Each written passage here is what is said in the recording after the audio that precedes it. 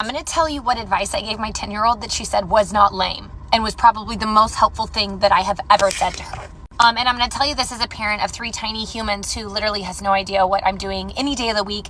And I explain parenting to my kids like taking wet paper towels and throwing them at the ceiling to honestly see what sticks. So last night we're on our way to tumbling and we're just talking about like different things, life, sports, people, how some are faster than us, how some are slower than us, and just like overall what comparison looks like in life. And I really can't stand telling them like, oh, comparison is the thief of joy, because telling tiny people that, they're like, okay, it's the thief of joy, but I'm still doing it. And honestly, I don't feel like this was even my advice. It just hit me. And so here's what I said to her. I said, girl, you know how in the car we have a rear view mirror, 2 side mirrors, and the front windshield? She's looking at me. She's like, yeah. And I was like, okay. And those mirrors all at once help me stay in my lane, correct? And she's like, yeah, obviously. And I'm like, okay, well, for example, what would happen if I only looked in my rear view mirror? But all the while I'm looking in the rearview mirror, I'm still pressing the gas pedal forward. She goes, you would literally get into a wreck.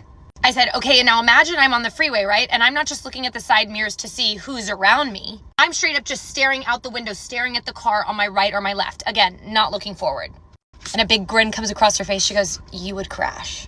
And I said, sometimes when you're driving, you'll notice someone pass you in a lane. But then further down the road, maybe you're in the carpool lane and they're stopped. And now she's getting what I'm saying to her. I told her life is like being on the freeway. You can look all around you and notice the other cars. But if you spend too much time looking at other cars, you're going to get in a wreck. We are all on a highway. We all have lanes. We all have different cars. And the whole goal is to be on your journey.